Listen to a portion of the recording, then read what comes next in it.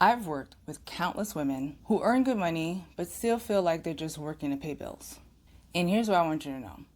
Most people think the answer is making more money. But really, it's a simple shift in how you handle, especially irregular expenses that pop up throughout the year, that's going to make a big difference.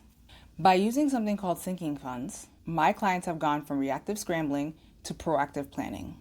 They've learned how to effectively save for things they actually want without having to depend on credit card. And today, I'm going to break down how you can set this up for yourself so you can finally start spending without that nagging guilt feeling. But before we get to the how-to, I want you to envision why you'd even want this as part of your strategy. Think about two women laying out on the beach. The first woman, let's say her name is Sarah, she's sitting by the water, but she's not really there. Every time she orders a drink or looks at the dinner menu, she's doing mental math. She's calculating the credit card bill that she's gonna have to face when she gets home. And that pain of paying is completely ruining the relaxation of her vacation. Then there's the second woman, Rachel. She's chilling on the beach, totally present, totally relaxed. So the difference between these two women is not that Rachel makes more money, but it's because she's already technically paid for this trip in small $200 increments over the last 10 months. See, for most professional women, relaxing on a trip is nearly impossible because you're looking over your shoulder at the debt racking up. But a sinking fund is like a signed permission slip to enjoy your life. By the time you actually swipe your credit card checking out the hotel, it's already technically paid. And you're just executing on a plan that you'd already funded. That is a psychological shift that we're looking for. It's moving from, how am I gonna pay for this, to, I got this. In this video, I'm gonna show you exactly what sinking funds are and why they're the missing link in your budget, how to identify hidden costs that are currently draining your savings, and my step-by-step method for automating your savings using digital envelopes so you can spend on what matters to you without the anxiety. So, if we know that winging it just makes us feel panicked, how do we actually fix it? It starts with an audit of your expenses, especially the irregular ones. I want you to think about the moment that you're having a great week, right? You maybe even got an extra paycheck and you're like, great, this is gonna put me ahead. And then you get in your car and you get an alert that says maintenance due. And you just know it's gonna take a few $100s to deal with it. And when you're feeling this and it feels like you're taking 2 steps forward and 1 step back, just when you think you're getting ahead, something kind of cuts you off at the knees. So you're doing a lot of the hard work, but these random costs keeps chipping away at your efforts until it feels like you're barely moving the needle. For most of my clients, the chipping away happens in a few specific areas. 1, your car and your home.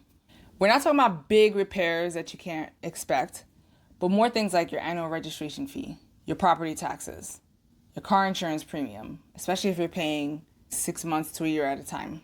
They always seem to hit right when you build up a little momentum and then you have to wipe it out.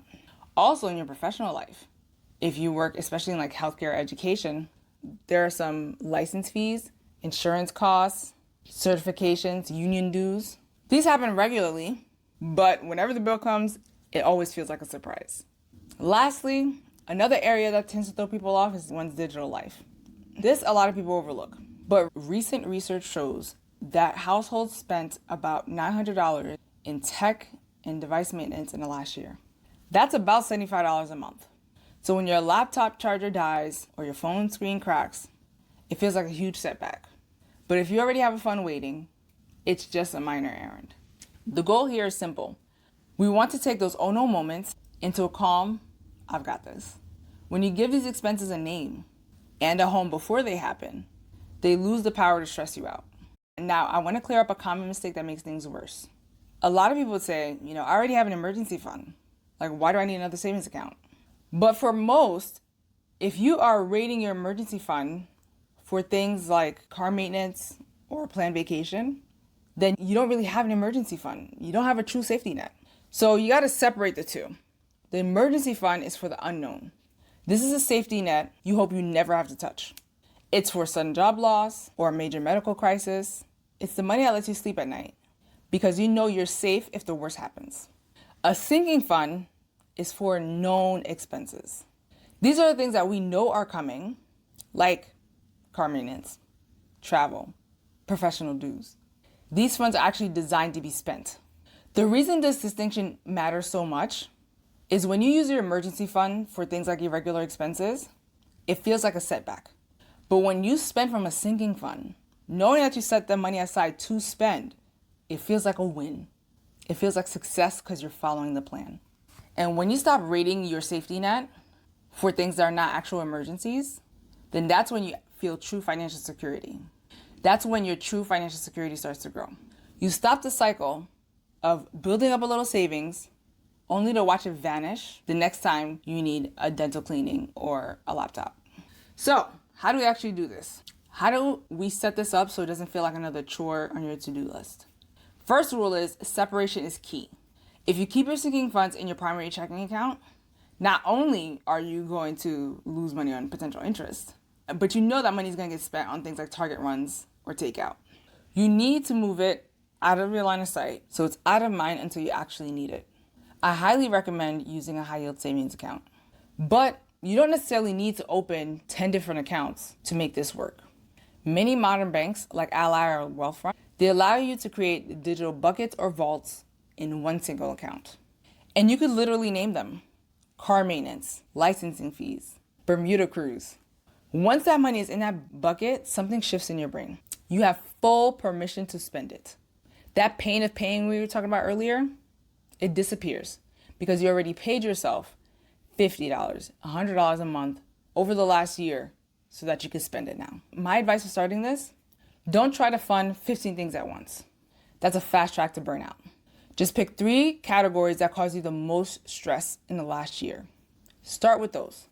Once you see how much peace of mind those 3 buckets give you, the rest will happen naturally. I'll leave a link to Ally in the description so you can check out their bucket features for yourself. But if you're ready to really dig in and build a solid foundation where you don't just survive the surprises, but actually thrive, I've put together something specifically for you. The Smart Saving Strategy Handbook takes everything we talked about today and gives you the exact roadmap to rewire your mindset and park your money where it actually works for you. You can click right here or in the description to grab your copy and start your journey to truly stress-free spending.